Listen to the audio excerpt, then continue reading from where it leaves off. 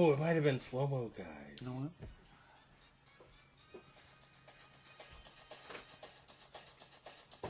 It's a me. I think it was slow-mo guys. What did they do? Well, I think it was Dan from Slow-Mo Guys who had the laugh mic clip through his chest hair. No, that sounds right. But it was because they were shooting, they were with a gun, like, probably YouTuber, I don't know, something. And they were shooting, like, the big giant caliber guns, like the 600 Nitro Express and stuff, like the big elephant gun rifles. Yes. And they wanted to, so he took off his shirt because he's like, I feel like there's like so much movement that it'd look cool to see like, how like the elbow and the shoulder. And so like, because it's just like, in one of the guns, like the magazine release is like on the front of the trigger guard, and so it's like as soon as you shoot it, the gun, because it's such a powerful round, it shoots backwards, and your finger just hits the trigger guard. It just pops open the. But yeah, it was like you could, just like, so much force, just like you could see like his arm move back, and then like the skin like catches up to the bones that move. You're like, ugh. Yeah, it was slow-mo guys. I was like looking through my history on YouTube, like where the fuck was that? What was? I'm just looking through, and, like sports statistician talks on Wired, and it was like, no, it's not that. But they did do some interesting stuff. Because slow-mo video is always cool. So,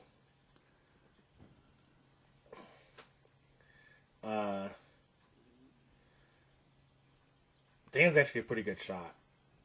Mm-hmm. They were doing like a thing where they wanted to see from the side of an aquarium what it looks like when a bullet skips off the surface of the water. And like he was skipping it like reliably, like and I was like, that's a weird angle to like hit and not hit the front of it. And then like the 9mm, because they were shooting rifle rounds, they were skipping off, and then the 9mm didn't skip it just because it's slower and heavier. It just went in and just hit the back of the aquarium, and the water slowed it down enough that it hit and it dented it. It was a full metal jack around, but still, they were still squishing the middle. Right. And so it dented, it like deformed the bullet, but didn't break anything. And they had got like another one. They got like a little tiny gun, like a little tiny like gun like this big, and they shot a bullet with it to see if they could set the bullet off with the with the tiny gun. And one of the problems was they eventually got it, but it was like it had to hit kind of just right, and not even just hitting the primer, but like if the primer went in too fast, like it didn't ignite anything. Oh yeah, they shot a Newton's cradle. First with a like an air cannon that they have that can shoot like BB, like ball bearings and stuff that are like this big. So it's about the size of the ball in the Newton's cradle. Mm-hmm. So they shot just to see if like the middle balls would stay still and the one at the end would just fly off like that. You know, I saw a little video recently that's related, like where they shoot a grenade to see if it goes off. Shoot a grenade to see if it goes off? Yeah, if it like would trigger the explosive or something. Turns out, apparently not. Oh. Also, oh, okay, got it. Somebody fired they shoot a bullet at a grenade. Yes. Not a grenade launcher. Not a grenade launcher. Another funny thing that I saw was, do you guys remember the whole dress thing of is it blue and black or white and gold? Yes. Oh, right, the dress. Right. One of the things that was, so like unequivocally, it was blue and black. But the interesting thing was, and I always thought it was only blue and black. The interesting thing is, well, what was it? I definitely saw pictures where it looked white and gold, but I don't know if those were pictures that would look different. Because I saw white. Because I saw blue and black most of the time, but I also saw pictures where it looked white and gold. So I don't know if those pictures were the lighting and exposure, depending on like how it. That's what tinted, like different images actually ended up being kind of tilting one way or the other. Well, the thing was, some research into it because it was actually a big thing for research scientists. Loved it when it happened. Yeah. Turns out, if you're more of a night person, you would be way more likely to see black and blue. Well, And if you're a day person, you're more likely to see the white and gold. Oh, interesting. Because your brain is more used to color to processing the light differently. And I'm like, I could not see white and gold. Not for the life of me. I was like, ugh. And like I'd see the pictures where they're like, look, they show like what it would look like with the drawing, like the cartoon thing and the shadow, and then they'd show I'd see those things. I'm like, okay, that makes sense to me. But then I'd look at the picture and go, I just see black and blue. That's all I could see. And I was like, I'm such a night person. I just can't. There was another one that's an audio. There's a few that are audio clips. Like you can hear, they say something and you can hear one way or another and blah blah blah. And it's yeah, I can't remember what the brainstorm one is. The one that it's like, oh, the brainstorm one. I can't hear anything other than brainstorm. What is the other one it says? I don't even know because it's just one of those. It's the same thing with Cliff. It's just every time they do it, and it's actually from a toy, and it does say brainstorm. It's just it's like something that doesn't even. Yeah, it was a nearest. Right, brainstorm or green needle. Yeah, and I don't think I remember hearing green needle. I've never heard green needle. I sat there, literally burned my time going, I don't know, a good.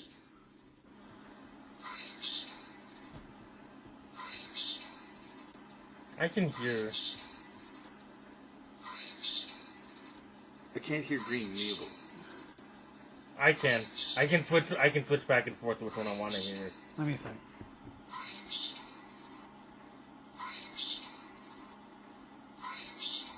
Yeah, I think I just hear brainstorm.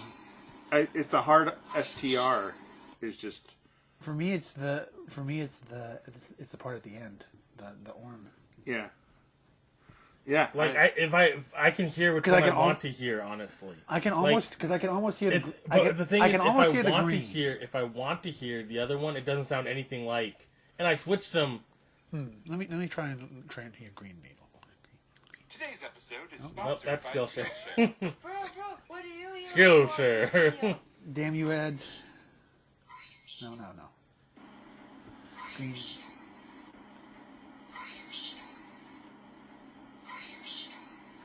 Yeah, I just can't get the needle in there. No. I can almost hear green, but everything after that, it's like weird. I know what they sound like when I want to hear it the one way or the other way. And the weird thing is like hearing.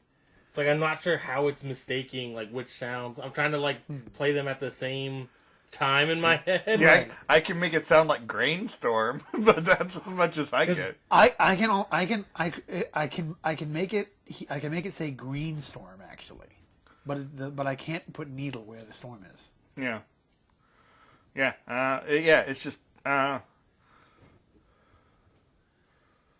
Yeah. But I've also lost quite a bit of my hearing, like about half my range, just between working in audio services and also working in construction with. Yeah. Same thing. Huh. Yeah. So, but yeah, I mean. Well, I know those visual ones that are kind of similar, where it's like if you look at it one way, it'll be like 3-dimensional one way. If you look at it, it'll be like a. Yeah, actually. Or the vase old woman, or old woman, young woman, I can flip those pretty easily. Same. We got to steer it on topic. We're gonna be lost in the weeds for like fucking 2 hours. We gotta like I felt it happen. Oh, no, we gotta steer the ship back on. We gotta green needle this brainstorm. I know you guys only want to hear brainstorm. We gotta find the green needle and say stuff. We gotta thread that green needle through this brainstorm. I don't know. I can just talk about this and drink some whiskey. You call it a day. No. You have to hear about vampires. Can we not? No. No. That's not how this works, Marty. This is your punishment. I don't know what for, but that's what it is. for writing Baywatch Night. All right. So, this one is season 1, episode 10, which I will say, every time I go, maybe I will just watch this episode and have the description from the wiki, because I was thinking about doing that last night. There's always there's no summary. And then if I watch it and type it all out, then I look at the wiki and there's a full summary every time. So this one's a no summary because So it's short of just wiki. yeah. Wiki's just, watching it with you.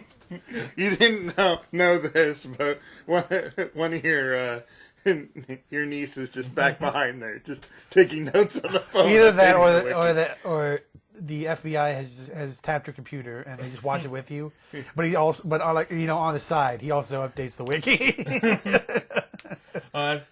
That does remind me. I should pull it up because I didn't look up when this flashback might be to. Oh, like chronologically? Yeah, I see. But it always confuses me also because the episode number in the wiki, they count the pilot movie they count that as the first episode. Yeah. I'm like, you bastards. So you take notes on your Sky Captain and the world tomorrow.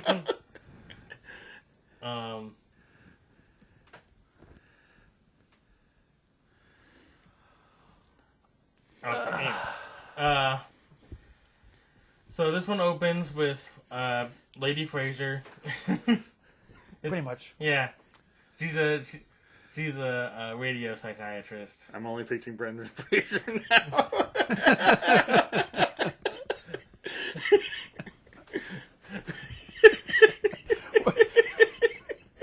You seem to do that anyway.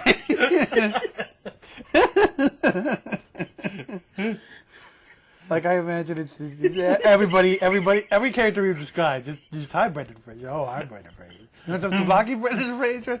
You're busting my balls here, Brendan Fraser. And then Christopher Walken walks in and he just giggles for 5 minutes. And then Brendan Fraser gives his vampire face.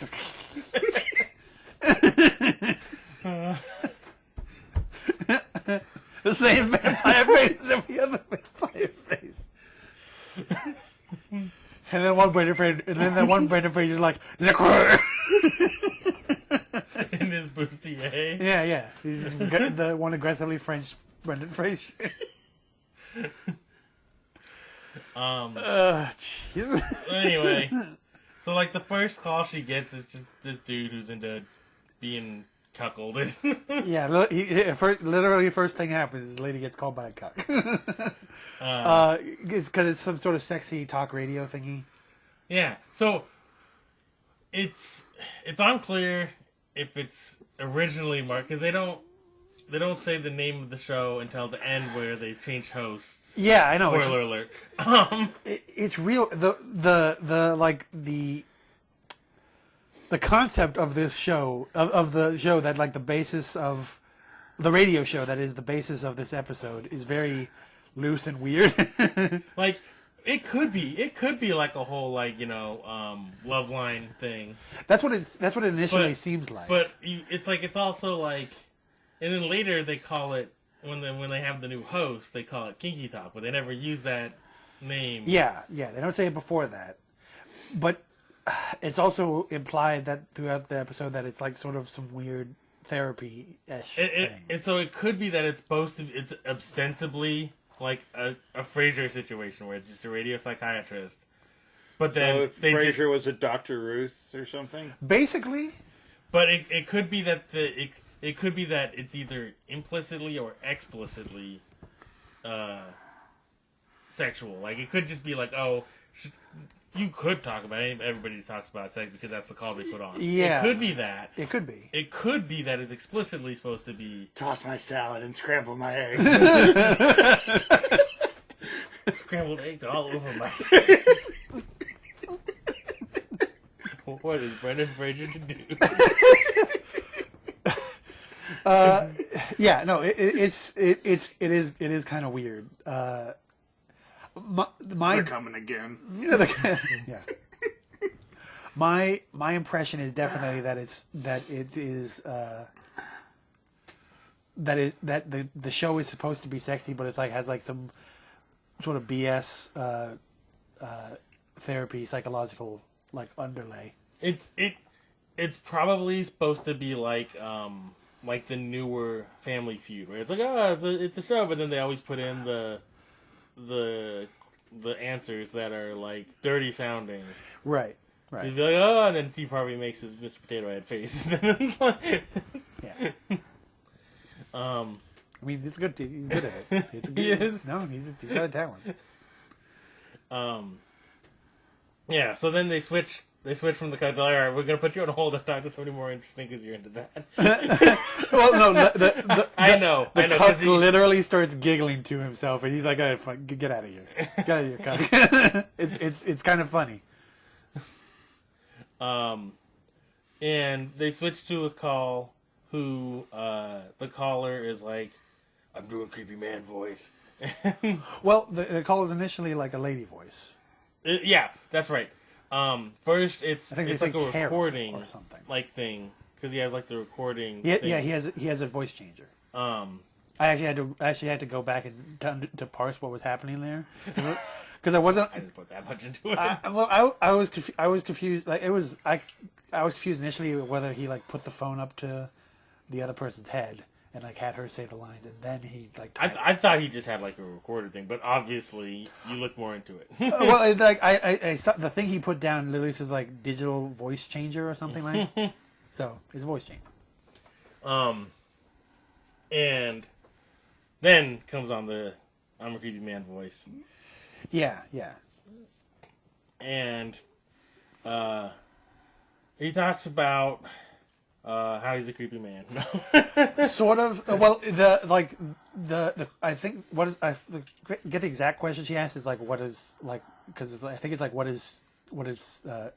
gets him off basically, and then he elaborates, and it's like creepy stuff. What does he say exactly? I didn't write that down. Okay. But he's got like he's got a woman tied up. Right. And I do remember he says that like he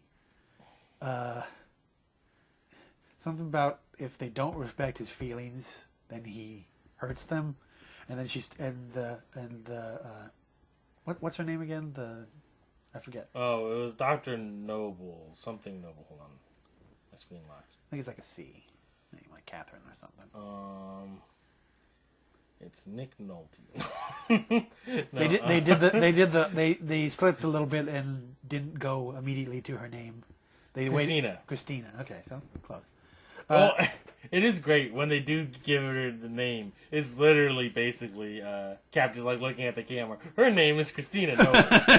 Yeah, it is almost that. But Christina, who's the Fraser character, she gets creeped out a little bit and says like, "Oh, that sounds mean. That sounds kind of messed up." He goes, and our creepy caller goes, "Yeah, it is." Anyway, I'm gonna strangle this lady. He talks about he's got the woman tied up, and like I don't remember if he talks about the lipstick. He does. Okay, he does. He definitely does. That he likes to put it on them, and then if they don't, Yeah, and then he talks about the wrapping the cord around the neck, and he strangles her like on the air. Yeah, like live on air. Yeah, they get a woman strangled. Yeah. Which, is kind of bad. Yeah, definitely a bad look. Yeah. And so that's the end of the cold open. It was about 2:15. Yeah, for the daily strangling.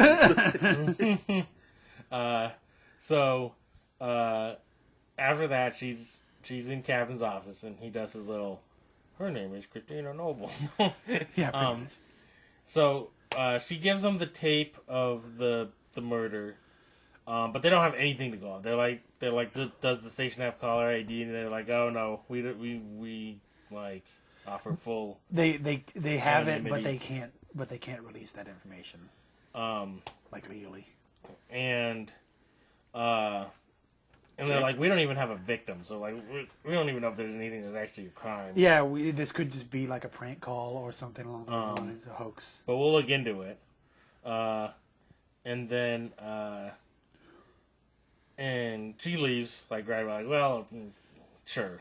Yeah, she's not happy about it because she's upset. Yeah, but what are they supposed to do? Yeah, so she's like kind of leaving in not like an angry huff, but she's leaving in a hurry, and then like physically runs into Knight, and he's like, "Whoa,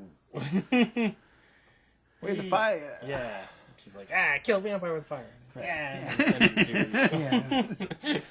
Vampire face. Wooden stake right to the heart. Yeah, so Cap tells Knight that he thinks it's pretty much says he thinks it's a hoax, like yeah, because they don't have any. Also, her Cap obviously doesn't think highly of her. Like the show is the sort of is kind of tawdry. And it's the sort of thing that they would just, do some. He feels that they would just pull some sort of hoax just for ratings, sort of thing. Yeah. Some real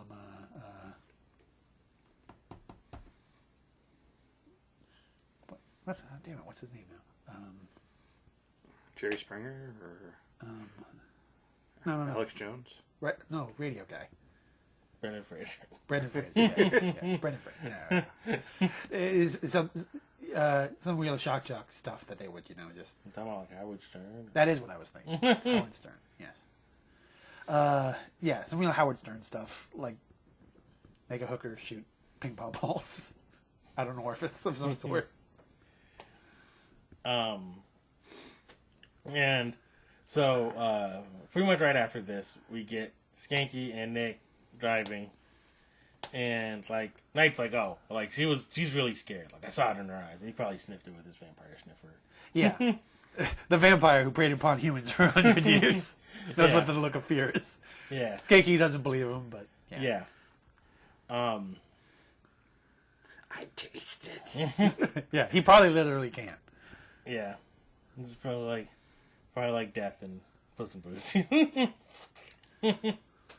Anyway, and they turn on the radio, and she talks about like wanting to it turns it onto the station, which might be the only station anybody ever gets in this fucking city. Yeah, we mentioned it before the episode, but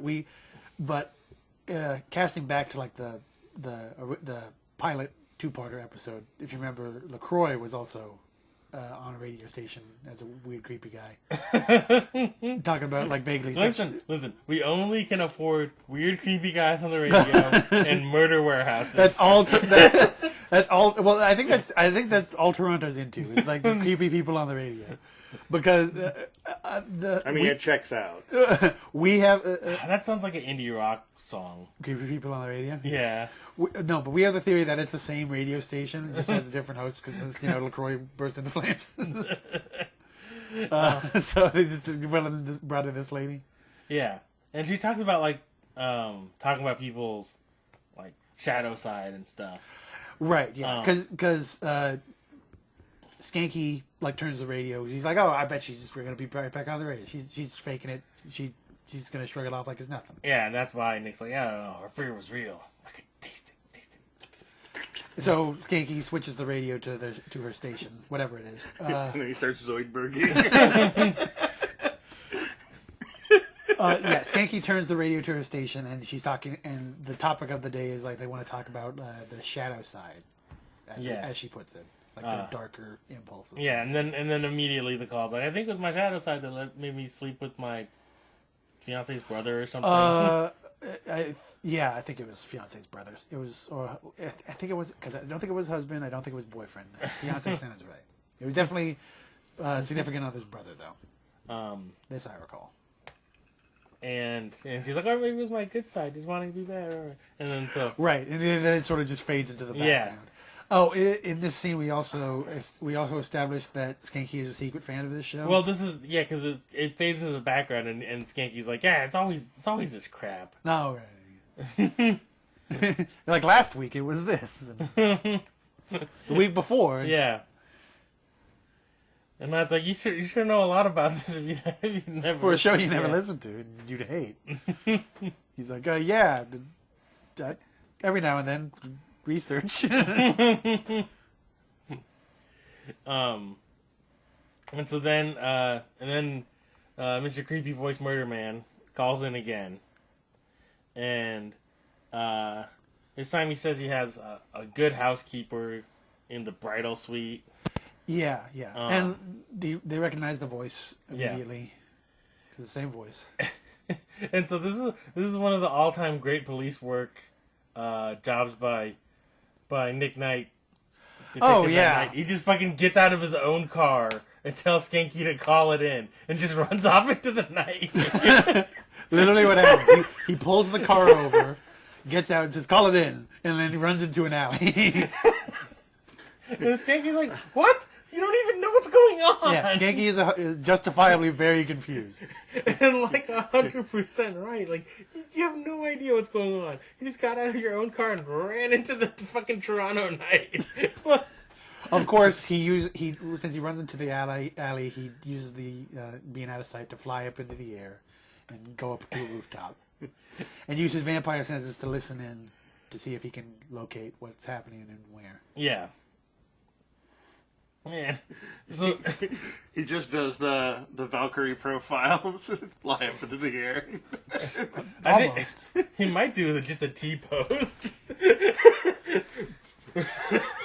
Well, I don't remember them actually really showing him flying. They've shown him like- crash through stuff, but not the actual flight itself, really. No, they Wait, They do it like a little bit in this episode even, and a little bit before. They showed him like do the landing a few times. well, and like they showed him flying with what's her name when she was shot right, yeah. that one time. And they've also shown like about half a second between like all the instances that they've shown of him, like flying towards the baddie, like Superman style. The way he drops in a lot of times, though, he could just be T-posing his way through. He could be. That'd be the best. But in this case, like it literally like he goes into the alley, he looks up in the air, and then the camera does a pan to the sky. Yeah, and he just lands on a roof. And then he's just on a roof. Completely unrelated. Let me get off on a tangent real quick. Oh yeah, no, that's a show. There was a recent Batman comic, I guess, where they showed like all the stuff Batman does to sneak up on Gordon and then go out of sight, and then Gordon notices it but plays along, so that like Batman. Like, I wonder if I've seen that. That sounds kind of familiar. I wonder if I've seen that or it was just something similar. I like the, I think it was College Humor, where the Batman comes, or one of the, it's like a sleepover, and the girls are like, I think Bruce Wayne is Batman. And they're like, yeah, we know.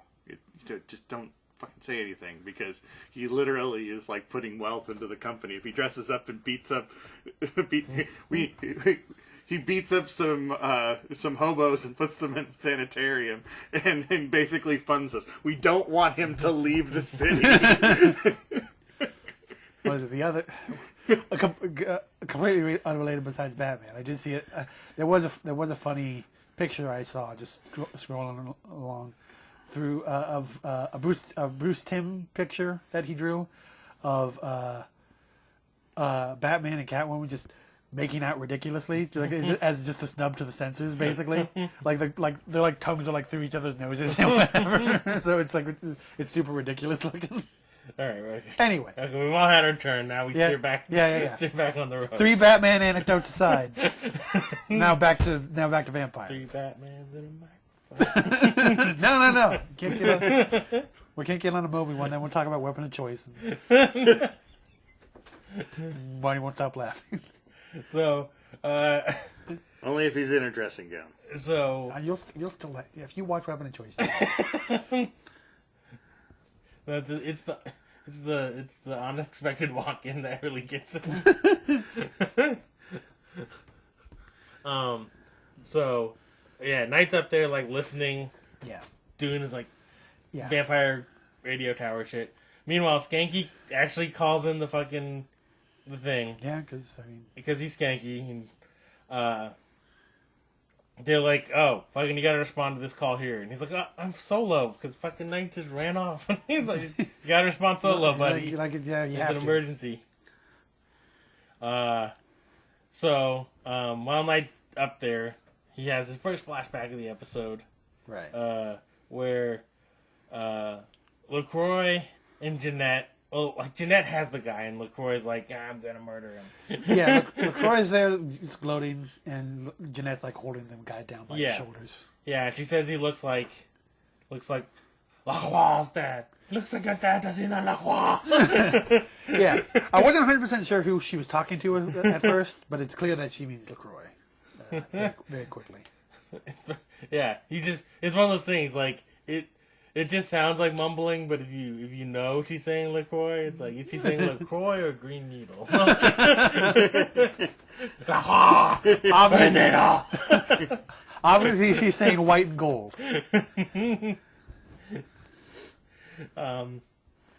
She's saying because remember, this is flashback Jeanette, so she's like 10 times Frencher than she is in the modern times. So then,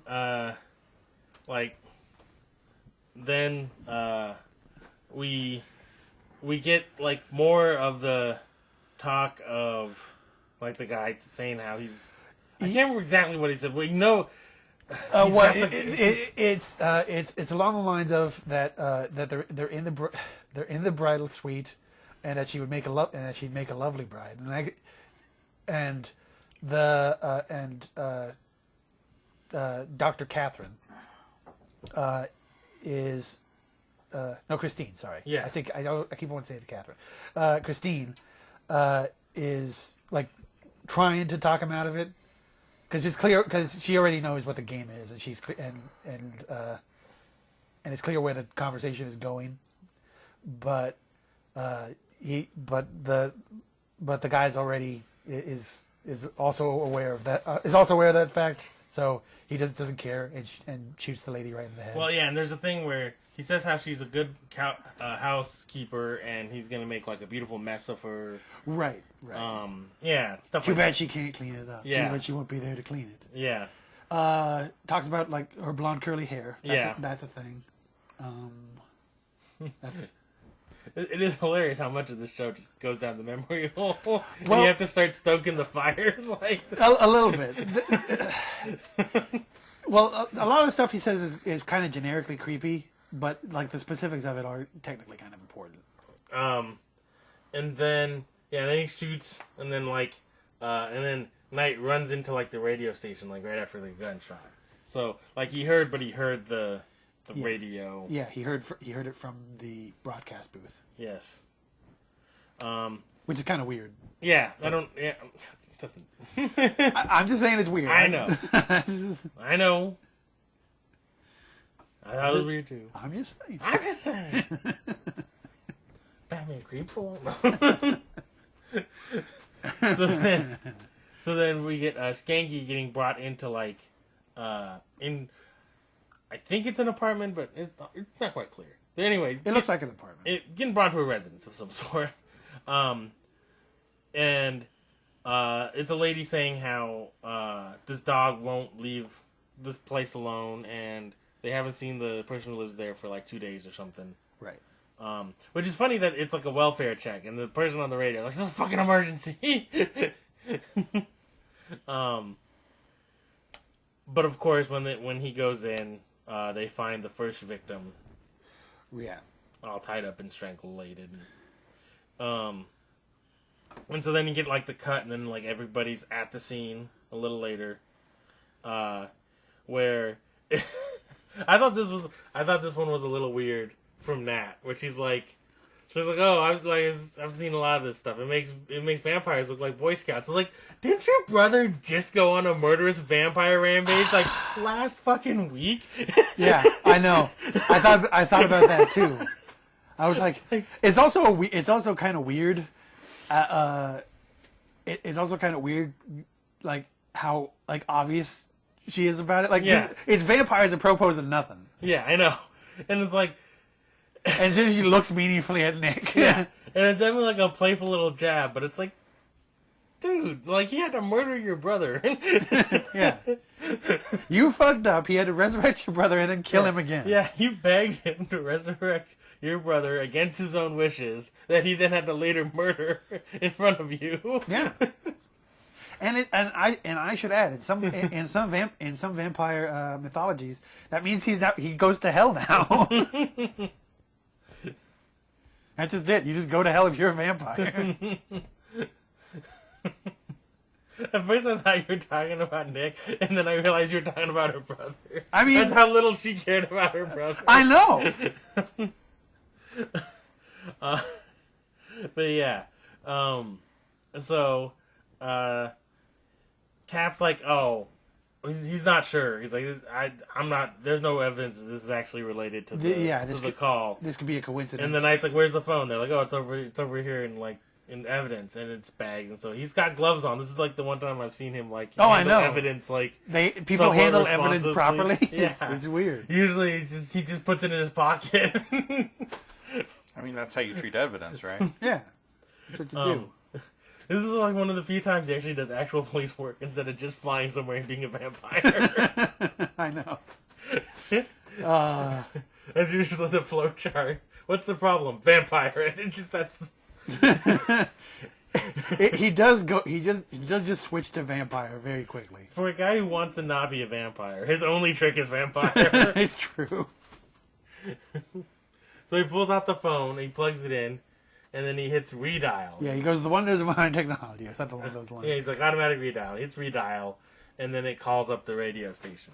And so they're like, shit. Cap's got to be like, fucking, okay. He calls the radio station. I'm sure they could probably be like, he was strangled by this telephone wire. Because, like, first Nat's saying how, like, the time of death lines up with the call, and how she died of strangulation. But he's still like, Coincidence. Gotta be. could be anything. So now he's This on. is my address. This is not my beautiful house. This is not my Charlotte wife. I should know. I strangled her this morning. Wait a minute. Did Did I say that out loud? It's the Alfred Hitchcock, and he walks over, and there's like a lady like that on the bed, and he goes, "Oh, that's my tie." Yeah. So outside, the Cap's still not sure if the second call is a real murder or it could just be a copycat because they heard the first call in, Right. which is a valid concern. Yeah. And Knight says they should put a tap on the radio station's phone lines, and Cap's like, don't loop Christina in on this, because she's still pressed, and we don't want this like word getting out. And Yeah, they don't want. He doesn't want anybody to know. Yeah. Especially not her. yeah. And then he's like, okay, Knight, you head to the radio station. He tells Schanke, he's like, we have bridal suites to check, and Skanky's like, why does he always get the live ones? And Cap's like, because they like him. Just fucking kicking Schanke right in the balls there. Schanke does always get the shit work. It's 100% true. Especially in this episode. Yeah, especially in this episode. But in general, it's true. Yeah, in general, it's absolutely true. But in this one, it's just they line him up for him. Oh, yeah. They're like, what is this, garbage? Give it to Schanke. You have to root through a bunch of dumpsters. Schanke's on the job. Yeah. He doesn't need gloves. Yeah. I'm pretty sure somebody flushed a murder weapon down the toilet. Schanke's going down there. He's going diving through some turds. He knows what he did. He has to interview a hobo in a sewer. Send Schanke. Sure, the hobo's armed and has violent diarrhea. Violent, uncontrollable diarrhea. But that's Skanky's job. That's Skanky work, is what it is. I'm pretty sure the only witness is this waist-deep pile of rats. Go wade through them and get all the information. Yeah. You'll probably need a rabies shot after, because they all definitely have rabies. But you can forego it. You might not need it. We've heard souvlaki is an excellent, an excellent preventative. Yeah. Souvlaki treats rabies. Why? Because it's from Europe and there's no rabies in Europe. So, no, so at the radio station, Knight's like, I guess this guy's the station manager that he's showing this stuff to. Yeah, this guy who's random asshole. This random asshole who's only in this one scene, as I recall. And so basically his only job is for Nick to show him, hey, look at this sweet stuff we got. And then for him to get angry because Dr. Noble's not talking about more boning on the air. Yeah. There are, for reference, there are 3 people involved on the radio side of this particular story. There's Dr. Noble, her producer would be, and this guy, and they name the producer later. I think it's like Ted or something, or Todd or a T. Yeah, it's Mr. T. Mr. T. It was Mr. T. But yeah, those are the 3 that are involved on that side. And so he's like, so she's saying, talking about like helplessness and anger and that shit, and he's like, no, it's supposed to be about women who love too much, because that's because that's their that's the brand. And like during the first call, which they don't even really give you anything on. Yeah, you hear it in the background, but it's sort of just wah wah wah wah. They get another call from Mr. Creepy Voice Murder Man. And this time he's called from a payphone, and we see him dial it up, and he has a stopwatch running. Right. And so, of course, they do the classic movie thing of it takes like 8 minutes for you to fucking... Right. And what's even funnier is like his little like tracer thing. It's just like a big white box that has like the red LED like alarm clock numbers, and it just slowly gets the first digit of the number, right, and the second digit of the number, and so like just to be dramatic about it. Yeah. And so she's trying to keep him on the phone because she knows what's up. Yeah, and Nick's like, keep going. You talking to this microphone? And but it's no use because he's already like a step ahead of the game, and he's watching the stopwatch.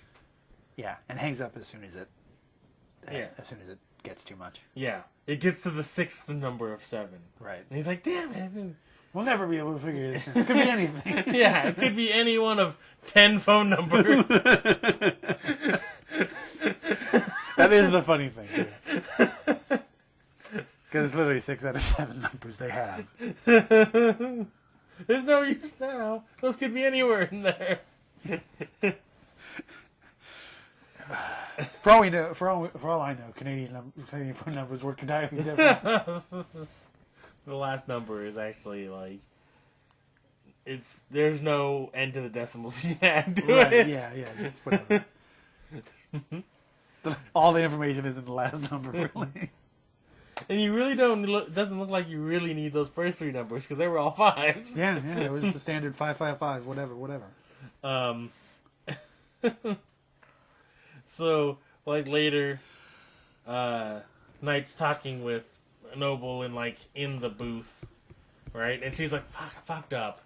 Like I shit the bed on that one." He's like, "No, you were fine." She's like, "Hey, I just needed to keep him on a little longer." He's like, "Yeah, I get him next time." He's like, "Yeah, next time he calls in to murder somebody, we'll probably figure it out then." Yeah, it's only one more dead woman.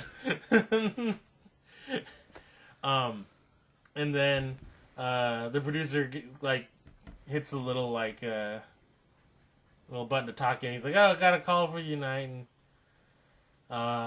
do you want it on speaker? It's Schanke." And he's like, "Yeah, sure." And they're like, "We found the second victim," and she's like, You knew that there was somebody who actually died? Why didn't you tell me? Yeah. And I was like, Knight, you really shit the bed on that one. Yeah. Because remember, she has no idea that there was any victims. Yeah. Now she knows that there's two. Yeah. And so, Knight, next he's at the hotel room. And he's talking with Schanke about how it's a race against the clock now because it's a serial killer. And then Knight, what's funny is we get confirmation that when he has this flashback, he at least stares off into the distance for a moment. Right. Because he has another flashback. Because he has another flashback where, they've put a crown, like Jeanetta's put like a crown on this asshole's head. Yeah. And she's like, here we go, just look like your father. I have my baguette in my cigarette. I was gonna say, and then she hits him with the baguette.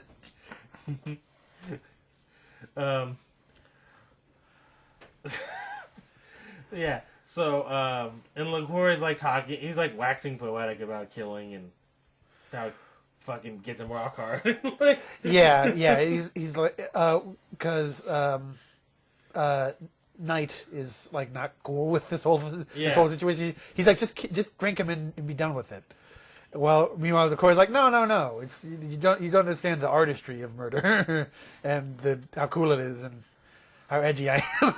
Yeah, there's a whole thing about how he does his little speech to him, talking to him like he's his dad, but also like right. He said making Oedipal references and he says it specifically. I remember this bit. When Knight asks why that he wants to do this, he says he was bred for it. Yeah, and he's like, what do you mean? We're all killers. He's like, no, I meant a different kind of breeding. Implying that LaCroix's daddy touched him. I'm assuming. Fun. Yeah, good little. Well, he does specifically refer. He tells his pseudo father, this guy who we don't know, to refer to him as Oedipus or Oedipus. I think they say specifically. Yeah, but Oedipus, and tell him that he loves him. and there's something else that I'm forgetting. That he's like I know that Knight's like, oh, Oedipus didn't mean to kill his dad. I remember he said that. Yeah, he says Oedipus didn't mean to kill his father, and LaCroix comes back with what was it exactly? I think it was nobody believes that anymore. Like, yeah. Yeah. So now it's implied that LaCroix is Oedipus, or knew him, or knew him, or hung out with him. Like he could be Oedipus's bro. I don't remember him in the stories all that much. I did see a funny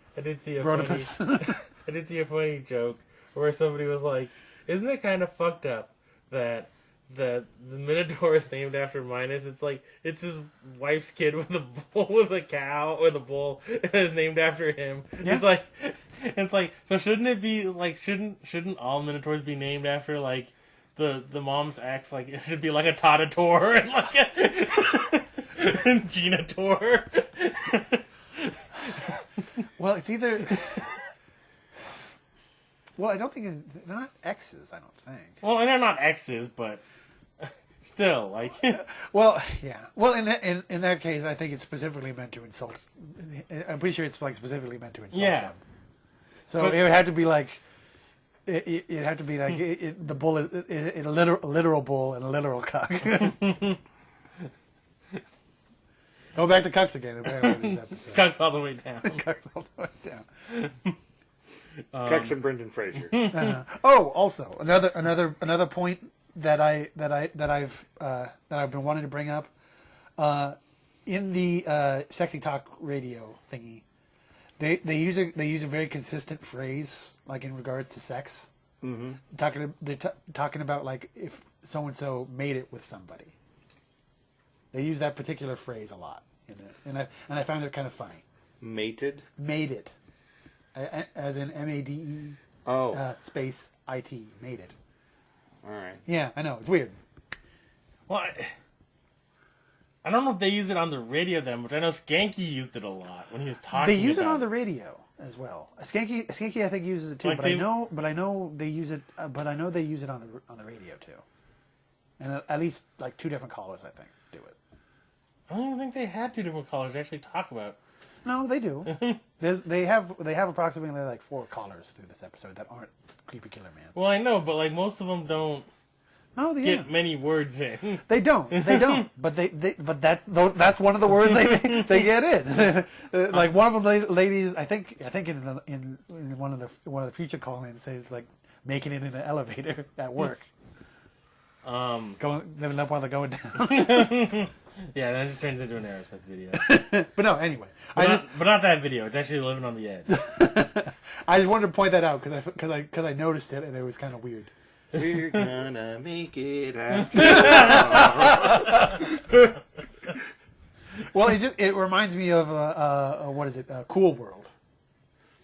Because that's the little rhyme that they do. Anyway, and also when Knight's like saying how like it's not very cool, then LaCroix's just like, man, just don't watch. I did like that. LaCroix, that Knight's all like, yeah, I don't like this. You're being a dick, LaCroix. And LaCroix's like, don't watch it. Yeah. So don't watch. So then Skanky's like, hey, Nick, you okay? Yeah, well, he's spacing out at this murder scene. Yeah. Doing his little land of chocolate. That was 5 hours ago. So then Dr. Christine arrives at the hotel. And because I'm guessing... Unannounced and uninvited, yeah, by the way. I'm guessing because Knight continued to have the conversation on the speakerphone. He got the full address that way. Yeah, like a real asshole. It's really unclear about how she knows to go here, but I'm assuming that as well because it's the only thing that makes sense. Yeah. And like evidently she's got like a background in like forensic psychiatry. Right. Yeah, she just pulls that out of nowhere. And again, this is like a murder scene, so she just enters this murder scene. Yeah, just fucking. Apparently not. So they're like, how'd you get here? Evidently, they like closed off. It was very much like that time at PAX, but yeah, it was a lot. It was almost the reverse of that. I know, but it was like that. It was similar because like they closed off, they like blocked off the elevators, but they didn't. But she just went up the stairs. Yeah. Very poor job of securing this crime scene. Yeah. She also just walks in the door. There's only one door to the bridal suite. Yeah. And there's apparently nobody that stops her going in. Nobody gives a fuck. These guys are terrible. The whole Toronto Police Department is really just it's a shit show. It is a wonder how they fix anything. No wonder. Well, to be fair, it is the night shift. That's a good point. That's a good point. I didn't think about that. Yeah. What could be the day shift is crack, but the night shift just. Yeah. Although Cap seems to work both shifts sometimes. Oh, that's also true. Maybe that's why they're so crap, is that they just don't have any He's get just any so sleep. tired. Well, there was the one time he was just so tired. Yeah. It was probably the end of his 24-hour shift. And Skanky's like, no, I have a serious conversation. He's like, I don't care. I just need to sleep, Skanky. I've been up for 18 hours. I have 2 hours until my next shift. All I want is Wingstop. It's a 45-minute drive home. I just need some sleep, Skanks. So yeah. So she does some like they're like, fuck, where the fuck she come from? And evidently they're like getting ready to head out. They're like done for the night or whatever. They don't have anything else to do there for whatever reason. Yeah, and so Knight's like, I'll hang around with her. Right, because Schanke is as typically against the idea of her helping. Yeah. I mean, for good reason, frankly. Yeah. He has much better reason than he usually does. But Schanke just doesn't like cooperating with other outside forces. Well, again, and this is another time where Schanke was right. One thing we didn't talk about was when he was in the car with Knight when they were like first turned to the radio. they were talking about the case the first time in the car. Uh-huh. He said how like he always falls for these damsel in distress stories. Oh, like right, every yeah. fucking time. That and night, it's true. Every fucking episode is like some woman needs help, and then he goes and helps them. right. It's true. And just breaks all the rules in the world. Let's just go sleep with the suspect. It's cool. Yeah. But if you need to bring her in, you know what to do. Fucking written code. Yeah, that's night. That is still the most crazy story. Just that episode where Cap's like, it's cool if you bang the suspect. Yeah, it's fine. But when it's time to bring her in. Everybody's banged the suspect. And then it ties into the whole thing later. I know. It's just damn it. It's apparently a thing. Yeah, it's just... again, Toronto police It's the fucking dirtiest department in the world. Their best guy's a vampire. Who breaks all the rules. He follows none of the procedures. And is also a vampire. Yeah. It does vampire things on the regular. His main form of policing is walking towards a guy with a gun and scaring him into an untimely death. Yeah, no, it's true. That is his standard move. But yeah, Schanke isn't happy with it. But as we just said, Knight just goes along with it. Says whatever, it's fine. She's a woman in this episode. She can't do anything wrong. Yeah. So there's a whole thing about she like profiles what she thinks the killer is based on very circumstantial bullshit. No, she does a good job, but it's all very circumstantial. And I like we find out later, and it's one of those things where they're like, oh, she mentions it, but immediately like, oh, this guy's the killer. And so, right, yeah. So it's like it's not clear how much. Yeah, it's not clear how much she already realizes who the killer is. But as soon as you hear about this asshole in a few minutes, you're like, that guy's the killer. Right. So, like, yeah, she says how, like, because none of the victims were, like, sexually assaulted, that he may be impotent, and because of, like, how they get dressed up and stuff, that it's, like, about conquering. Yeah, because he put makeup on both of them. In this particular one, they still have like the lipstick that he put on this lady before he shot her in the face, and Did you fuck me? I'd fuck me. a little bit the opposite of that. Sort of, I don't know. It's weird, but anyway, he put the lipstick on. Would you cook me? Yeah, see, there you go. Much closer. Oh,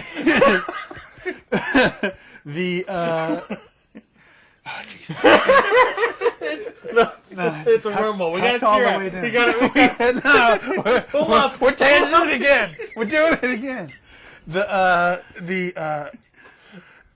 She points out that the lipstick has been crushed, and that's not something like a woman would do reasonably. So she surmises that it's a man. That they know there was no struggle. Only the likes of Brendan Fraser. They know there was no struggle. Yeah. She points out like a different interpretation that I don't quite remember. Well, so yeah, Knight says how like the rooms aren't never been disturbed. She's like, you think that to you that says it's struggle, and to me that says that they know he knew them well enough to get them alone, and that he was probably like attractive and like presentable and charming. But typical, but lacks self-esteem. Right. And the conquering thing, she said, was also about conquering his own fears. Right.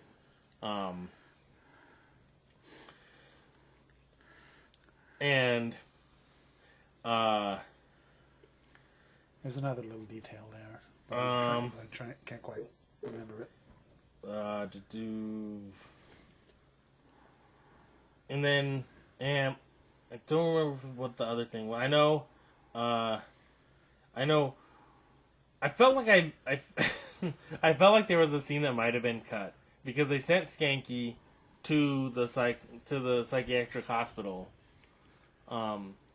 to go search through the records. Uh-huh. But then, because that happens like as this fucking thing is going on. Oh, is that when he arrives there? It happens before, like, he gets sent there, and the editing of this episode is kind of weird in general. it is, because he gets sent to the hospital, and he's like, I need to look through the records, and he's like, yeah, I don't care if you're a cop, these are medical records. Yeah, these are medical records. These are private. He's like, well, I mean, I got a warrant. Yeah. I'm not just flashing my badge here. Yeah. And so she takes him back to, like, a room full of those fucking, what do they call those, banker boxes or whatever? Right, I think that's what they the cardboard boxes with, like, where the lid slides on nice, and you just have a bunch of files in there. Oh, yeah. And he's like, don't you have any of this computerized? And she's like, you have a warrant for our records, not our databases. Yeah, frankly, that's such bullshit. Yeah, honestly. I don't know why she's so antagonistic on this. I know, it's like there's been people murdered and you just don't give a shit. I know. It's like you're just making this difficult, lady. Yeah. What the fuck? And so I'm literally trying to solve a murder. and then after that happens, like that's when this conversation is happening with Knight and Dr. Christine, and she mentions how she remembers an old patient, right? Okay, who was 15 years old and was abused by his mom, and how, like, as she was treating him, he started reacting to her as he associating, transference, is what it's called. He starts, like, associating her with his mom. And so, eventually she had to send him to the hospital. And I feel like maybe that was supposed to happen, like, before Schanke gets sent to the hospital. Because he says he's looking for something, like, he's like, I'm not exactly sure what I'm supposed to be looking for. But, like, that can't be the only mental hospital in. He does get more information later. He does. I forget what they tell him to look for initially. But, like, they just show, like, the fucking hospital, and then, like, they show the exterior shot, and he pulls up. You're right. And so it feels like, how does he know to look at this hospital? Yeah, that is a good question. Because they kind of I forget exactly what they tell him to look for, but they tell him to look for something. He just goes to this particular hospital. I don't know why.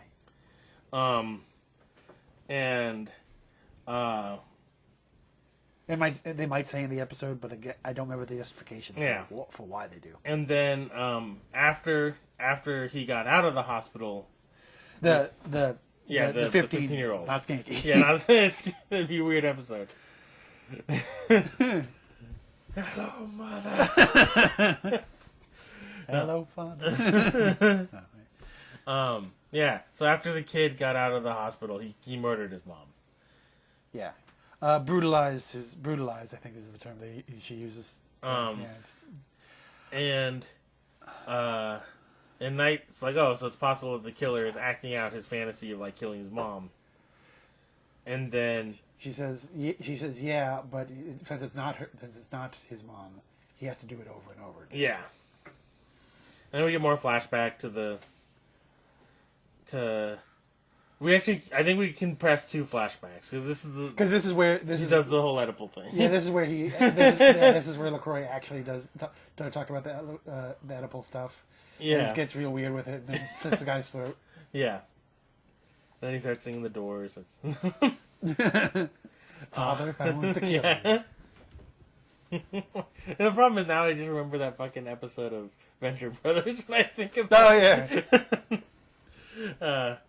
So took a mask from the ancient gallery and walked on down the hall.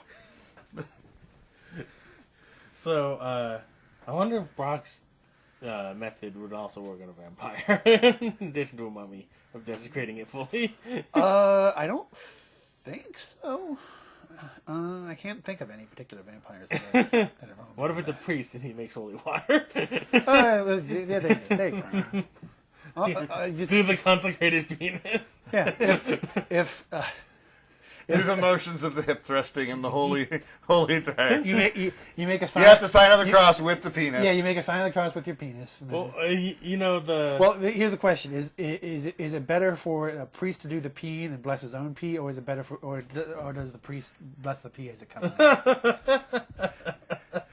Like waving the censer. Yeah. I was about to say the censer. Yeah. I'm not too close to it. You're gonna burn something, bro. It's not that hot. It's just incense. Not that hot to your hand, man.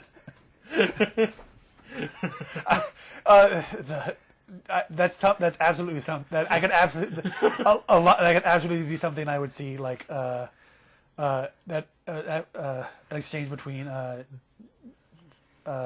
the Blackula hunter, whose name I don't remember, and the alchemist. Yeah. Because it'd be like the Blackula. I know his name's like Jefferson, but I don't remember like his actual.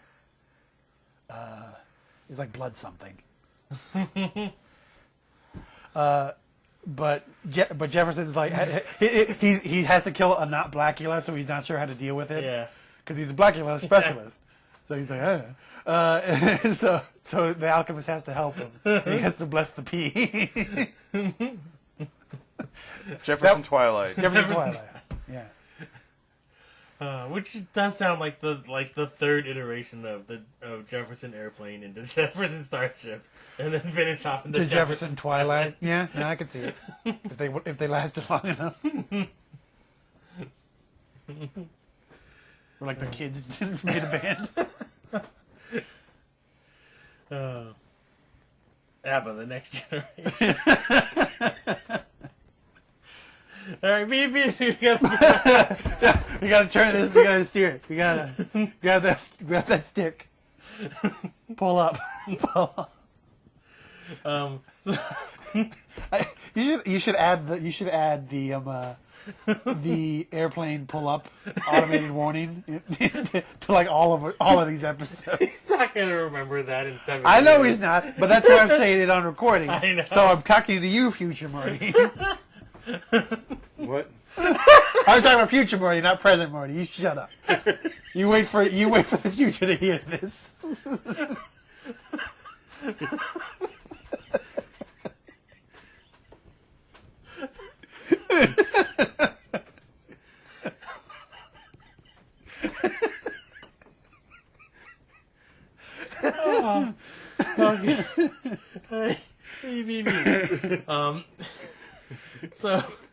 So Knight and So we're talking about Brendan Fraser.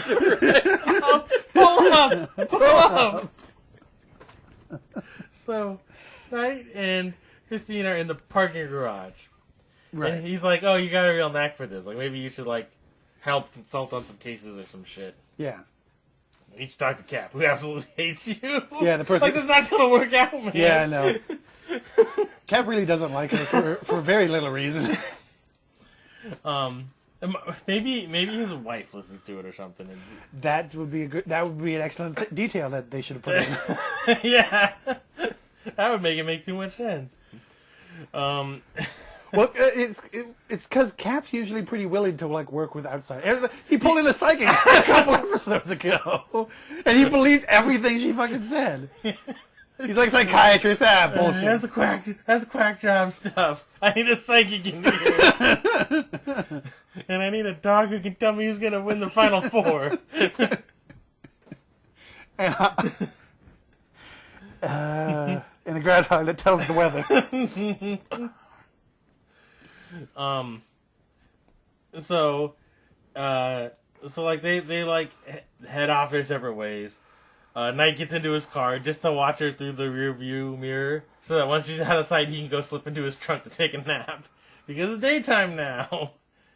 Oh yeah, there was a funny moment that we skipped over where what is it?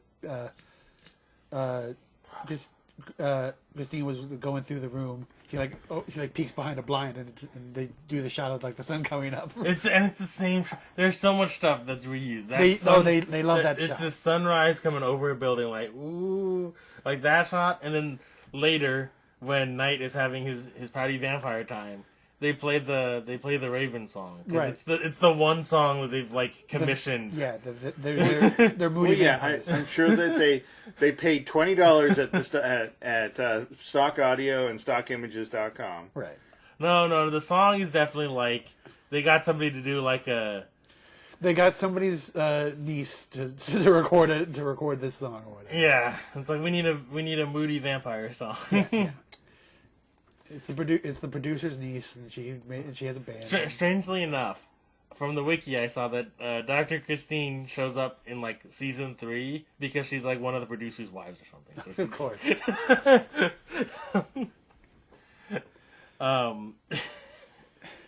So yeah. So he crawls into his trunk for a nap. Cap is just fucking pissed at him later. Right. For bringing Noble in on this, because he's like, no, we believe in this is a fucking house of psychics. We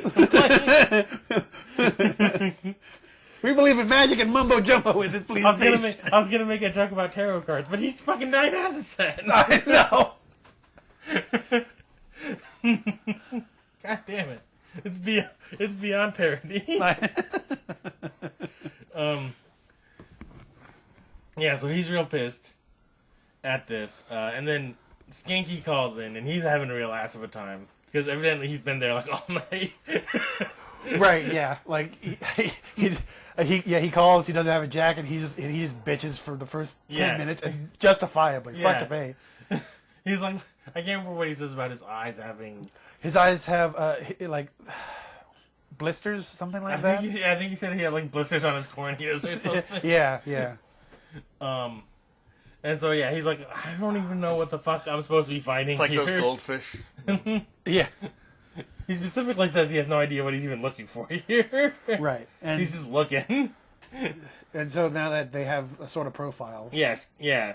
Knight tells him to like look for this and that. yeah, basically the stuff that she talked about earlier. Yeah. And Skank's like, all right, I'm fucking back to the fucking grindstone or whatever. Right. Hangs up, and then as he's like walking back to the records room of hell, he finds like a computer unattended, and he's like, don't mind if I do. Yeah. Some lady walks by while he's talking, and then he presumably goes into that office and hops on a computer. Yeah. And then we get Because that bitch nurse or whatever isn't around. So Knight heads home, grabs a bottle of red. Meanwhile, the producer Ted gets a call because it's like before the radio show starts. He gets a call, and it's for Dr. Noble, and he's like, she's not here, and he's like, maybe I can see if she's still in her car because she's got a car phone. This is like, it's like, yeah, no, people have cell phones, or they got car phones. Yeah, some have car phones. Although it looks like Knight does have a cell phone, but only sometimes. Yeah, he does, doesn't he? Yeah, because he has it later. Yeah, I forgot about that. I always forget about that. Weird. More the weird brain sync of this show. Well, it's because usually he doesn't, but sometimes he does, and it's only to bother Schanke. That's probably true. Yeah, I bet that's why. So they patch it into her phone, her car phone, and it's an old patient, Matthew, and so and then we get like one of those like back and forth cuts that they like to do in the show, where like Schanke has like found like a few files after looking through the computer stuff, and basically found the file for the one patient that Matt Reed or something. yeah, and so obviously now she's talking to Matthew on the phone, and yeah, that's the person who called for her. yeah, and so then we get the scene I was just talking about with Knight being pouty on the ground of his apartment. Yeah, honestly, it feels like this is very similar to the other time where they just had him like lounging in his apartment while the Night Calls plays, Yeah. and just kind of being a vampire loaf. So I was gonna make the joke about what he's doing is first he has a tarot deck and he's just throwing tarot cards. Yeah, he's playing like shitty 52 card pickup with the tarot deck. And then like first he's throwing one card at a time. Then after a little while he just grabs all the cards, just like throws them all. Yeah, he's got like 5 cards left. He's like, yeah. And then he takes like one card and just keeps flipping it over on his forehead, like not doing anything with it. Yeah. It's a really weird scene. It just is so and it feels super long. Well, the other thing that happens is he remembers about half of the dialogue from the episode. It just replays. Yeah. And it's not even all the dialogue that's like all the clues. It's like the stuff like Nat poking at him about the Boy Scout stuff and like it's just everything. Like it's just all the words that were spoken in this episode just happen again. Yeah. And he's having a proper Naruto flashback where this happened 10 minutes ago. and then he switches to sad solo chess, which is always the hilarious thing. Right. When he lays on the ground playing chess by himself. Because then he sees Flanders in a ski. Feels like I'm wearing nothing at all. Might as well. Stupid sexy Flanders. It feels like that they just recorded a bunch of B-roll of Night just like being a vampire loaf, as I put it, in his apartment. And we need like 30 minutes of just B-roll of you just being Brody's sad vampire man. Go. Well, like Cliff said just before this, like he drives up to his apartment, enters the room of his apartment rather than the building, and then like starts drinking some blood, and again all one shot, and it takes kind of a long time. So they really just padding. Yeah, padding. It definitely feels like they came in like 3 minutes under, and they're like, all right, just fucking cram some of that. Yeah, in there. that's why I feel like they just have B-roll of him just lounging around. And so like, and when he pulls up, he definitely does like I gotta hit the bottle thing where he like yanks out the For which most of, didn't the other ones have like a twist cap? Like what's going on here? I think they usually have. I wonder if they just told the actor it's going to be about 3 hours. You got to talk. So can you guys just go ahead and just chill on the stage? And they just recorded it. And they just recorded it. And then just... That would be funny. Well, it's also like the reboot. If they rebooted it now, it would just be like all day. He would just be like doom scrolling on like Right, yeah. Twitter or whatever. Right, yeah. Playing solitaire. Fucking TikTok. Minesweeper. It'd be like solitaire and Minesweeper because he's a little bit boomer for technology because he's old. I like the idea of like Nat looks at his TikTok. It's just all videos of like blood. Blood porn. Yeah. It's so. Again, also, I'm wondering now if vampire B-roll is going to be a thing. That's why I'm going to refer to it from now on. Oh yeah, it's happened twice. We gotta have a name for it because it could come up later. It's got to be just old memes and cat videos and stuff. It would be very funny for the modern version. Like the camera looks over his shoulder and he just it is like Mole cats. Yeah, I was thinking that just Yan Cat just doing his thing. He's just like has cheeseburger. Yeah, presses like and then scrolls and then just blood fountain.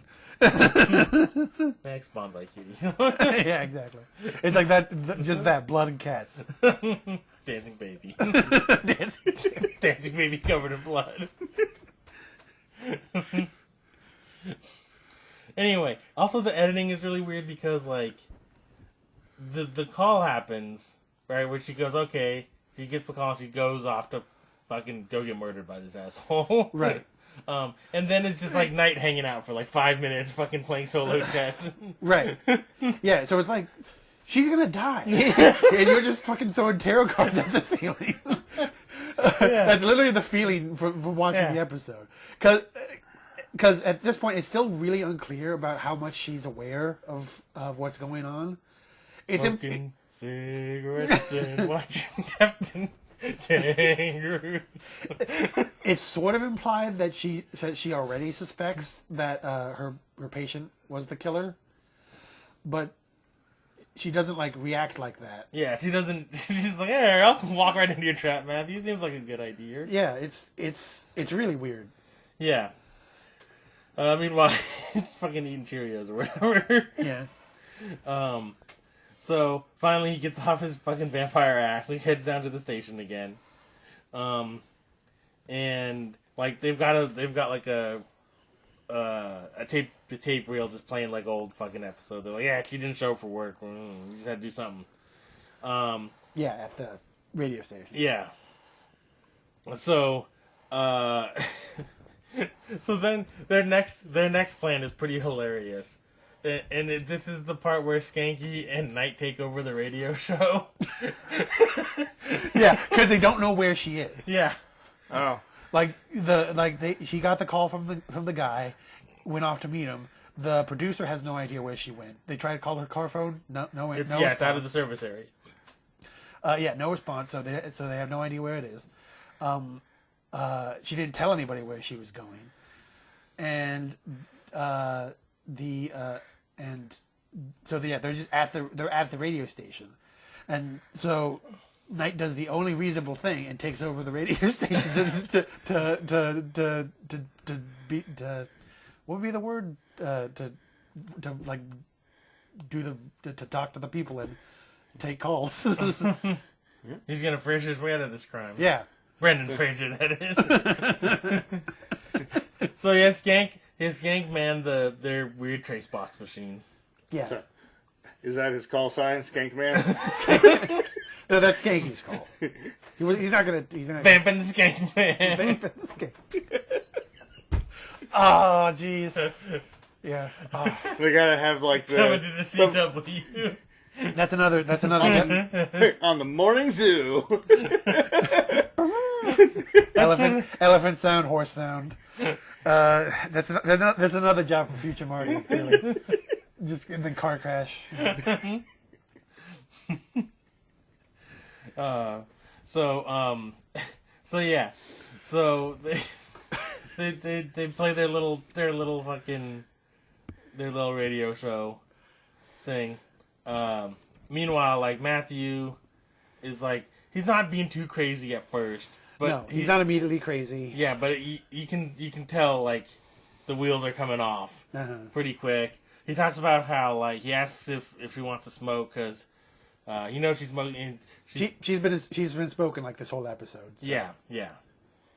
And they even make a note like, this weird habit for a doctor, and he's like, habits die hard. And he's like, tell me about it. Blah, blah. Wait. No. And so he says he feels responsible for her smoking, and responsible for losing a job. Yeah, sorta.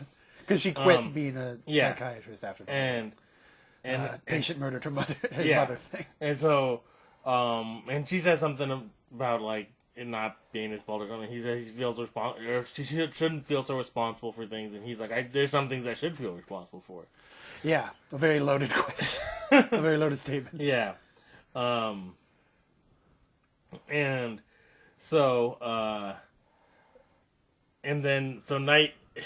It also looks like it's weird because I didn't rewind to look, but it almost felt like Knight like he probably just took off his coat, but it looked like he changed into a turtleneck just to host the show because he's wearing like a black turtleneck. Yeah. It really. I'd have to go back and check. I didn't think about that at the time, but you're right. I use my radio host clothes. Yeah, he goes full into it too. He's like the subject of tonight's episode is fantasy. Yeah. He does the full radio voice thing and everything. And it was nothing like the voice I did. Yeah. No. It should have been. Well, it helps when you don't giggle after it. No, but even this tonight's episode is fantasy. Yes.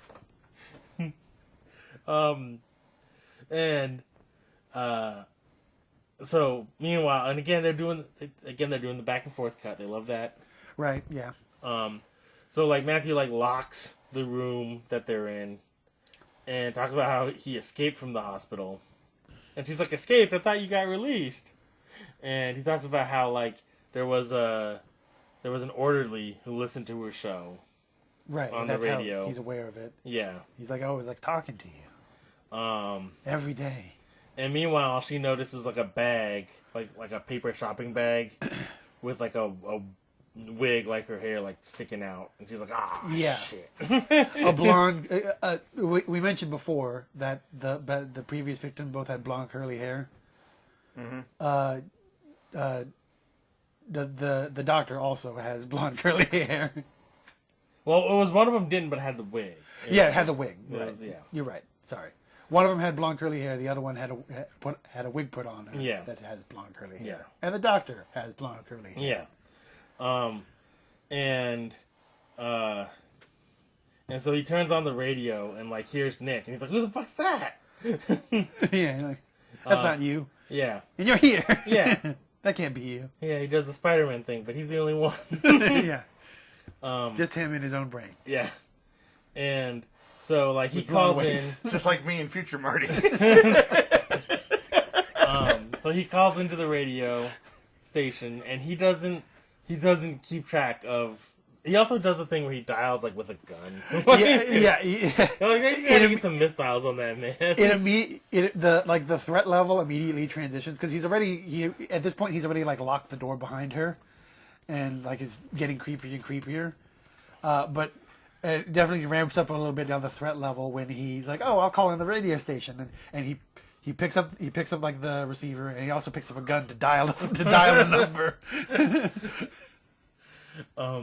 Maybe his fingers are too fat. And like the funny thing is they don't have like a lot. They have like a short conversation, but it's not like a multiple minute conversation. Like it takes. So like they definitely like, okay, we don't need them to actually talk for a long time. We gotta save room for him fucking around with the tarot cards. I know. That bothered me as well, because like he starts talking on the radio, and Knight successfully manages to like keep him on the line long enough that they can trace the number. Yeah, but it's not anywhere near as long as the initial scene where they fail to trace the number. Yeah. And Nick leads him on a little bit better in terms of like asking him like what's his fantasy and all this jazz. Yeah. And he's all like, "Oh yeah, I'm gonna." He's like, "Oh yeah, I know what my fantasy is. I'm about to do it right now." And as he points the gun at the doctor. But then like he realizes like it's weird because he realizes he was on the phone too long. And he's like, "Oh, I fucked it up! Yeah. He realizes it at some point. Yeah, and it's like not real clear why he realizes it. Well, he realizes it because on the other side of the line, Schanke like looks at gets all the numbers on the little readout thingy, and then goes to Nick and goes like thumbs up. Yeah, I know. That's why Nick knows. I know. I'm telling you why the character also realizes it, because he can tell. He feels when the numbers have been transmitted. It makes no actual sense. But he apparently realizes how much time it I like the idea of Schanke just doing the kid meme where he's on the computer. Yeah. Basically. That's basically what it happened. And then like immediately like after he like hangs up, he's like fuck, hangs up. Yeah, slams it. Then like Nick gets the address like right in front of it. He gets the paper like here's the. Right. Yeah, and when when the killer realizes he's fucked up. He's like, he's like, they're gonna find us, and grabs the doctor, and like drags her to the roof. Yeah, and so he throws her down, and she's like, fuck my ankle, it's all fucked up. Yeah, once he gets to the roof. Yeah, he like falls. Yeah, because she's a white woman in a scary situation. Yeah. That's what happens to him. It's their one weakness. I mean, she's got heels on at least, I think so. There's justification there. And. So what you do is Greatest American Hero thing. Basically. Yeah, that's on the way. Meanwhile, like Matthew's like going on about how she blamed him and everybody blamed him, but it was his mom's fault that she made him kill her and she made him hate her. Yeah, and all that jazz, and he's getting ready to shoot. He's mad at her for abandoning him in the hospital, even though it's not really her fault. Yeah, like. It's not my fault you're crazy, buddy. And then Knight just like he's getting ready to shoot her. He's like fucking calls her mom. Yeah. Just to make it weird. And then Knight's like, I'm tired of pretending I'm not a vampire this episode, and just like lands. Like Christine, who cares? He lands behind her. He lands behind her and then steps forward while he's fucking getting shot. I know. Like 5 times in a row. He lands behind her and does full vampire face and scares Matthew, as you know he shoots at him, and you know he does the standard backing up while shooting at him, and vampire does not care, but. While that's all happening, Christine's on the floor, and he lands behind her, walks in front of her, and she does nothing the whole time. She doesn't remark on anything. She doesn't react on the fact that this asshole came out of nowhere on the roof of this building. Yeah, they're on the roof of the building. She knows they're on the roof, and he just appeared behind her. She's facing the fucking stairway up to the roof because that's where they just came from. Yeah, she's literally looking right at it because it's right behind the killer. So he comes out of nowhere and he just fucking walks forward. Doesn't give a shit. This guy has a gun. Just fucking doesn't give a shit that he's shooting at him either because he's already shooting at this point. He's fired 3 bullets by now. Yeah, and he just fucking casually strolls forward, and then Matthew just fucking backs up into like this big electrical box and just gets electrocuted. Basically, whatever. It looked like they did a really shitty job wiring this thing because he just sort of backs up. That's what the flimsy chain link fence was for. Right. Yeah. So he walks to these electrical things on the roof. Looks like electrical box of some sort that you would open up and whatever. Mm-hmm. It's also kind of weirdly. Everything is. It's laid out kind of weird, but anyway, something catches his heels as he's walking backwards. I don't remember quite what, but something catches his heels, so he falls backwards. It sort of looks like he does the flailing and reaches around. He grabs one of the wires like on the top of the thing and just rips it out, super easy, because those are super easy to rip out, right, with your bare hands. It depends on them, but yeah, if it's a real shitty connection, yeah. Well, I mean the wire's like this, and it looks like it's the sort that has like a bolt that you screw into the. Oh yeah, fuck no. It looks like no. I was thinking like a 120 panel or something. No, you're talking like a main feeder. Yeah, no fucking way. Yeah, that is what I'm talking about. And he falls, and he pulls that out, but it's not the wire that electrocutes him. By the way, when he rips that out somehow, he falls back onto some weird thing some weird thing next to it. It's like a.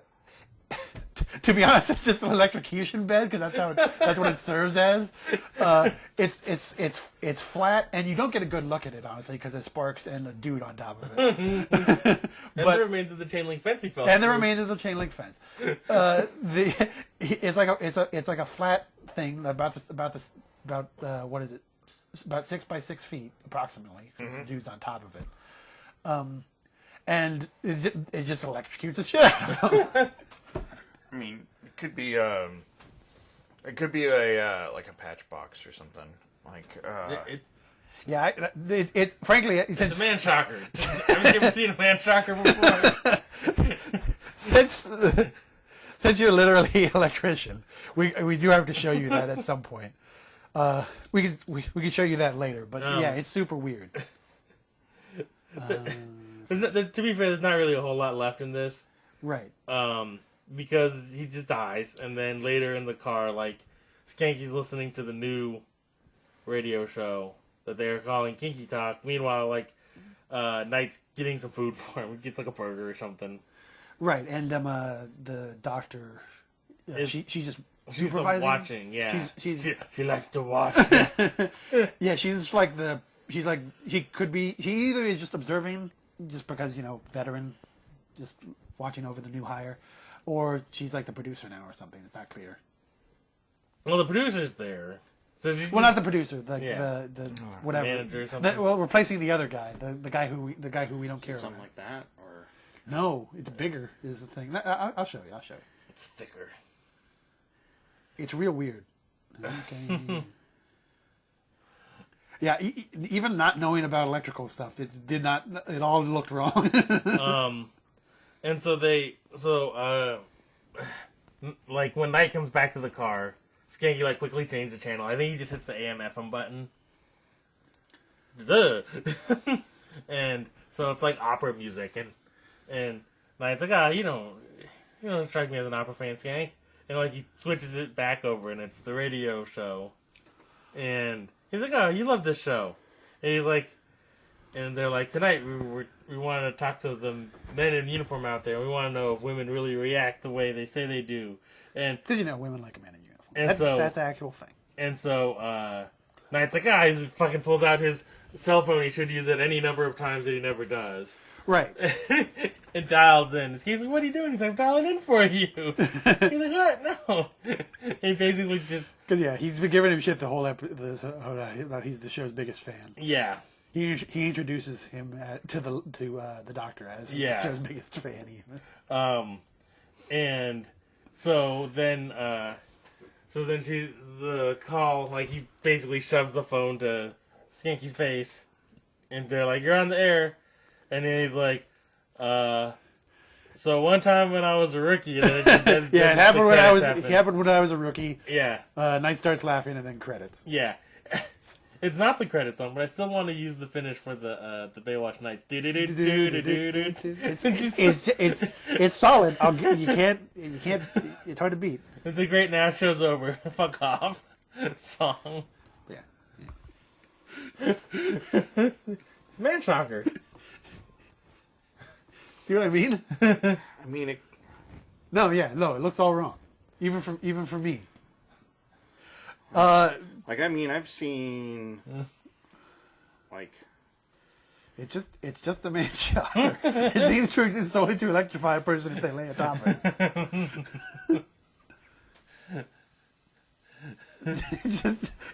It's perfectly bed sized, and there's no guards on it or nothing. Like you could easily put some sort of insulating thing like over top of that, I would imagine. It's real weird. I mean, I couldn't even see the one on the ground. Was there one on the ground? I saw a. Let me turn.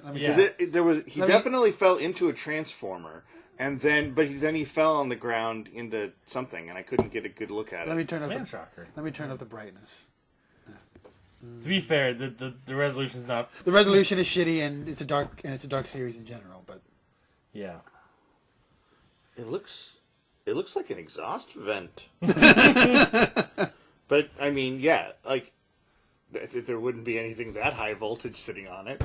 However, he hit a transformer. Yeah. So he may have knocked a wire onto the transformer, or from the transformer onto it. But if you could literally do that with your arm, either you're the Hulk, or something is very wrong. Yeah. Now, to be fair, I've seen some really shitty electrical jobs, and they're usually in buildings like that.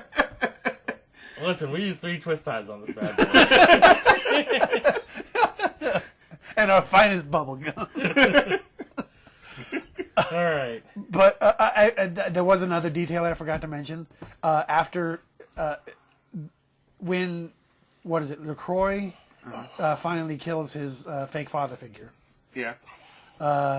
Jeanette gives what I can only describe as a disgusted vampire face, like vampire boner killer face. I'm not excited for vampire things anymore. And Knight does the same thing when the dude gets electrocuted. He's like, ew. Well, it's like crying over spilt milk for a vampire. It's not the greatest smell either. Well, I'm sure. But I mean, that's not Jeanette's thing. Not when the dude just gets his throat slit. She's like genuinely disgusted by what LaCroix is doing. Here's the other interesting thing. At that voltage, so when you grab onto stuff or whatever, that's usually 120. Anything big enough that would do shit like that and that would murder you like that, that shit would launch you. like the guitar pedal in Baywatch Nights. Oh right, yeah. Like I've heard like somebody accidentally hit like a 240 while they were on a ladder, and it launched them 15 feet off the ladder, and then they fell on the ground. Like that shit, just like it will throw you. Yikes. Speaking of which, it is kind of funny that in season 1 there's heat waves, and then in season 2 there's hot winds for Baywatch Nights. Yeah. Yeah, I think we were marked on the time because they're right next to each other too. No, one's in season 1, one's in season 2. Oh right, no, yeah, you're right. Sorry, one's at the end of season 1. One's at the end of season 1, and one's at the end of season 2. Yeah, never mind. So that's what the guitar pedals look to, was from those man cookers. Obviously. Yeah, it's just a man shocker from what I can tell. It is just solely to electrify the things on top of it. Still works must die trap. And again, it's literally designed to, because as I said, if it were any form of voltage like that, it should have thrown him. Well, no, those fans are pulling you down. Because it's exhausting. Like, Yeah. Yeah, famous roof man shockers. That's what they do. That's what it was. It is basically just a Roof man shocker sounds like an anchor man. No, it basically is just an orcs must die trap from what I can. All right, so how are we gonna rank this bad boy? This is probably the only time that Knight hasn't had like a romantic interest really in this particular episode. Yeah, he's like slightly flirty with the producer's wife, but not really. And like this one has like record lows of Nat. Yeah, that did. Yeah, she just shows up in that one scene and playfully jabs him. I think the mommy issues like broke his horny. So he's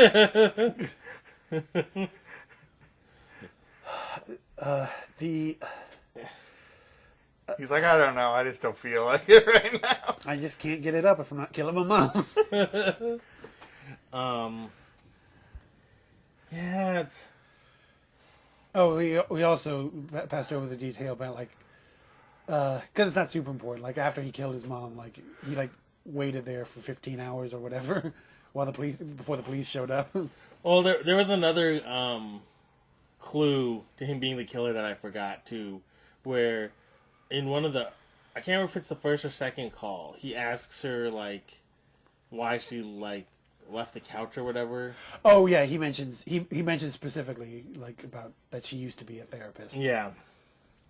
And why she left, because it was like they were like asking each other questions or something.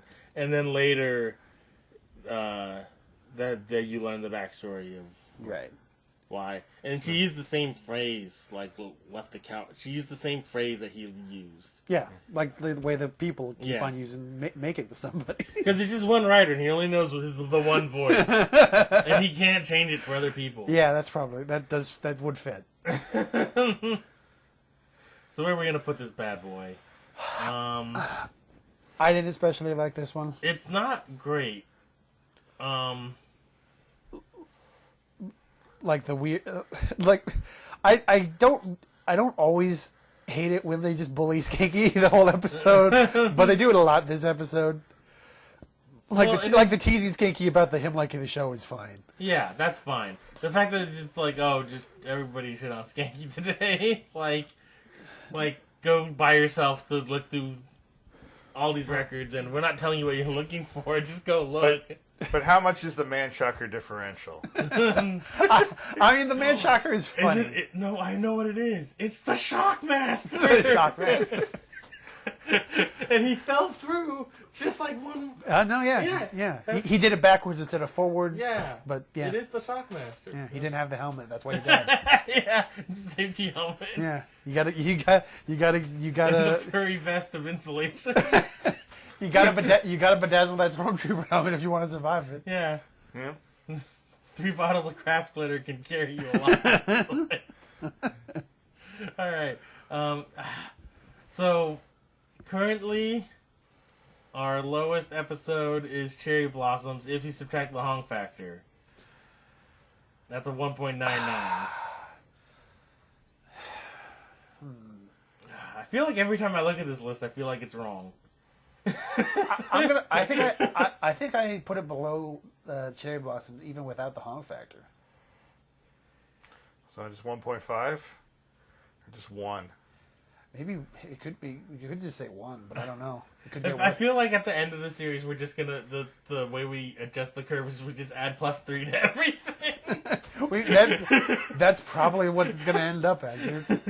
I tend to agree, but I wasn't a big fan of this episode because it's there's no subtlety. Like it's immediately obvious who the killer is. I mean, it's as soon as he I used to have a patient. Yeah. And he killed his mom. It's like, okay, yeah, got it. Yeah. Done. And to be fair, this isn't. It's usually not terribly. It's usually not like. There's a couple episodes where it is, but usually you can tell by the halfway mark who the killer is. Yeah, they never. They don't go out of their way to hide it too much, except for the blood doctor and the pilot. Right. Yeah, they did. That asshole just didn't show up until like halfway through the second episode. They did the thing that irritated me with that one episode where they had like a couple people who could have potentially been the killer, but they just went with the obvious boyfriend. That bothered me, but at least they tried to throw red herrings in there. Yeah, I've never been a fan of mysteries that they just don't even attempt to do that. Well, I mean, I don't think the show necessarily wants to be a mystery. Yeah, that's the thing. Is it doesn't really want to be a mystery, but it still has a lot of mystery elements. Which leaves me with what is the show? It is baffling a little. It's kind of just a vampire super cop shows up at the end and kills the killer. That's usually what happens. It's like Paw Patrol, but if they're all vampires. Paw Patrol. Maybe they're aiming for like a Columbo type of thing, but they just don't know how to write it. I don't think they're not really doing like police procedural or anything. No, I think what it's supposed to be is I think it's supposed to mainly be a character study on Nick and how the cases connect to his past, but he never has any growth, and all he does is vampire at the end. Well, it's all supposed to be about him dealing with his vampireness and his past related to the vampireness. But this one had like the least flashbacks out of the bunch. And it was only like 2 flashbacks. And to be fair, how long has he been a vampire? Like 400 years? 800. So you can't expect growth that quick. Well, he's gone 800 years and he hasn't really progressed.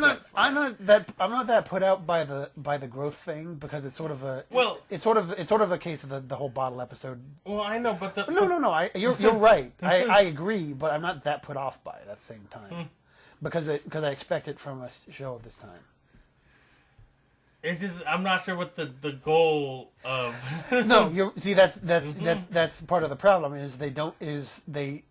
without that I don't know what they're doing. They're trying to it's sort of just vampire cop and that's it. Yeah, and I mean I get the impression that he is really trying to stop being a vampire, but it's kind of in the same way that I'm trying to lose weight. You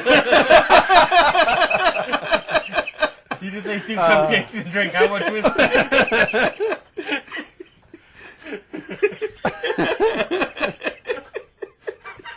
Forever fat.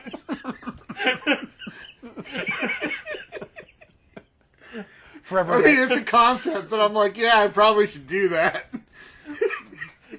Forever night snacking.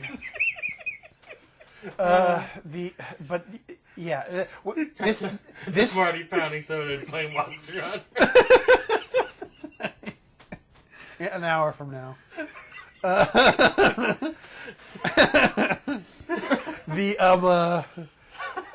I'm gonna get home and a little bit after that I'm gonna see the Monster Hunter pop up on the Steam. You're not wrong. What you want to see is me not turning on online while I play Blackdrop. Exactly. Yeah. And you're not gonna see me because I'm invisible and I'll put on Monster Hunter. But you might be playing Rise and I might be playing World. Yeah, I've been taking a break from World. I haven't been doing much in World either. Meanwhile, I put Rise in my cart on Humble Store. I just I've literally the last couple of times I played, I've literally just done the Pokemon bullshit because I captured it. I caught a fish and I caught a bird. Well, do you already have Rise? Because I thought it was on. I put the bundle. Because it's like cheaper to buy the bundle Yeah. on computer than it is to buy Sunbreak on Switch. On Steam or No, on Switch. I have it on Switch. Oh, got it. But Because I bought it when it launched on Switch. Because I was like, I should play Monster Hunter on Switch because my niece got me a Switch. yeah, And I played a little bit. I'm like, eh. but no, that is the problem in this episode is because he doesn't he doesn't have much connection with his with the whole Vampire Pass thing. It's like 2, maybe 3 flashbacks, and like it's really like 1. It's really like 2.5 if it's 3. And it's mostly more about LaCroix than him specifically. It's sort of about how he feels about that he always was like against the killing thing. It establishes that. And the other thing is like his flashback usually ties to like a dilemma.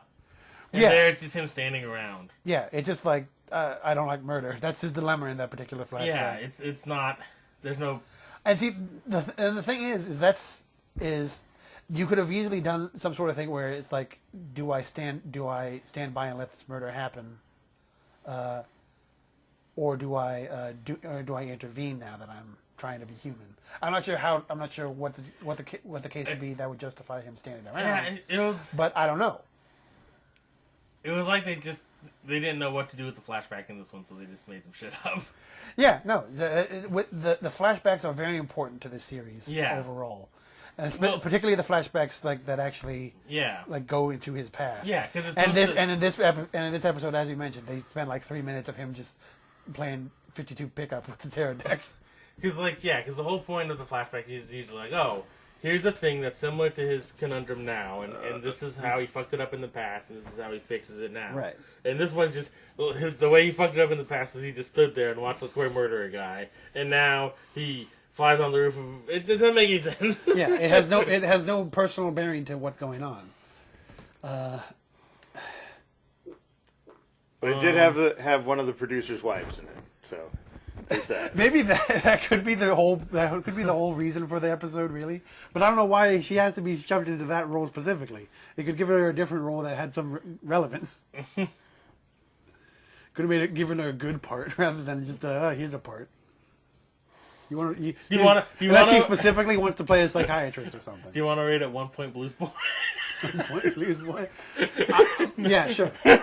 Sure. It is a step above Blues Boy. Yeah, it's still better than Blues Boy. That's the thing. That's how bad Blues Boy was. So it's rated. Blues Boy was just so annoying. Everything about it. At least this one is like Vampire Super Cop at the end. And it's not a weird talking poster of BB King. It does have the it does have the man shock. It does have the man shocker. And what is it? The man shocker differential alone beats Blues Boy. It even has like the absolute bare minimum of the you know who the killer is already, and you get to feel smart because you figured it out, even though it's pretty obvious. But there's somebody who didn't figure it out. All right. You know somebody who's like, I can't believe I gotta put a thing between. I can't believe it was a person from her past. I'm gonna wonder what Blues Boy Dead Air is if I don't put a thing, something. Blues Boy Dead Air. Because it's 1 point Blues Boy is the rating for Dead Air. Oh, okay, got it. Yeah, that's the name of the episode. I don't think we mentioned it. Well, actually, you put the episode number. I'm sure it was 2 weeks ago. And yeah. Sometimes I put the episode number before. I had 2 full glasses of scotch in me. I was about as drunk as I've ever been, to be fair. This the episode name for this one is pretty solid, though. Yeah. And again, because evidently Germany will just show any shitty show, the wiki has the episode names for Germany. Yeah, I don't know what to put that. So next one is Hunters. When Schanke becomes the target of an avenging assassin, Nick races the clock to save his partner. Schanke.